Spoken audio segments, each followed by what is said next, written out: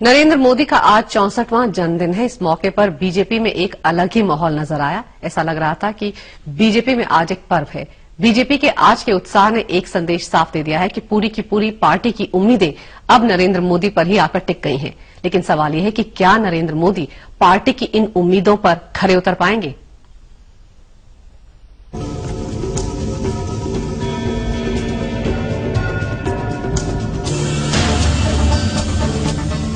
BJP ने नरेंद्र मोदी को प्रधानमंत्री पद का उम्मीदवार क्या घोषित किया? पूरी बीजेपी ही मोदीमय हो गई है। नरेंद्र मोदी का 64वां जन्मदिन था और पूरी पार्टी उन्हें पूछती हुई दिखाई दी।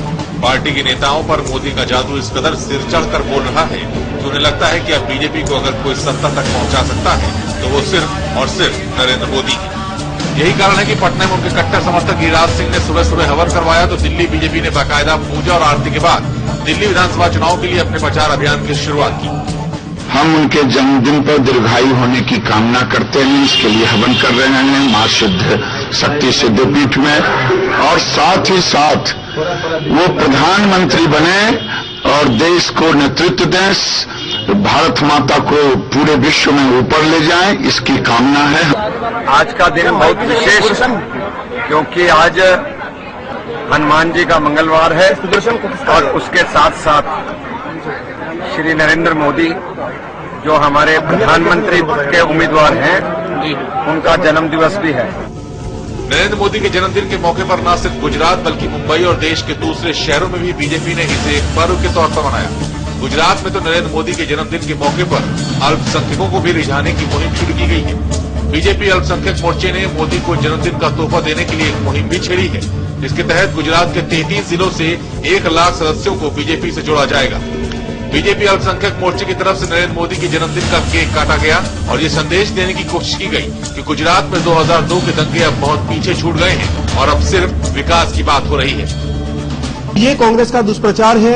इसी बात का सबूत देते हुए हम 1 लाख मुसलमान नरेंद्र भाई के जन्मदिन के मौके पे भारतीय जनता पार्टी में जुड़ रहे हैं। इसीलिए आज हमने खेड़ा में कारोबारी भी मुस्लिम मोर्चा की बुलाई है और हम ये जो कांग्रेस ने दुर्भावना फैलाई हुई है इसका हम मुंह तोड़ जवाब देंगे। नरेंद्र मोदी के 64वें जन्मदिन के मौके पर राज्य भर से अल्पसंख्यक समुदाय को बीजेपी के साथ जोड़ने की कोशिश की गई, क्योंकि मोदी अच्छी तरह से जानते हैं कि अगर 2014 का किला फतेह करना है तो अल्पसंख्यक समुदाय का साथ जरूरी है।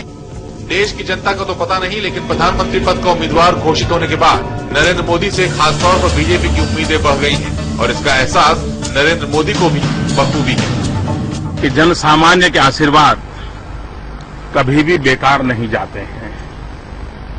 वो मुझे शक्ति देंगे, समझ देंगे, सामर्थ्य देंगे, ताकि उनके आशीर्वाद के साथ छुपी हुई जो कामनाएं हैं उनकी उन कामनाओं की पूर्ति के लिए ईश्वर के आशीर्वाद बने रहें।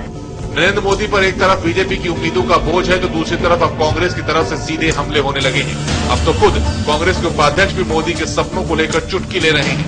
हम चाहते हैं कि आप अपने बच्चों के लिए सबसे बड़ा सपना, दुनिया का सबसे बड़ा सपना देख पाए, नहीं तो हमारे लिए राजनीति में कोई रुचि नहीं है। 2014 के महासंग्राम के लिए नरेंद्र मोदी बीजेपी के ब्रह्मास्त्र हैं, जो कि बीजेपी अब चला चुकी है, जबकि कांग्रेस ने अपना मास्टर कार्ड यानी राहुल को दिखाकर वापस अपने पास रख लिया है।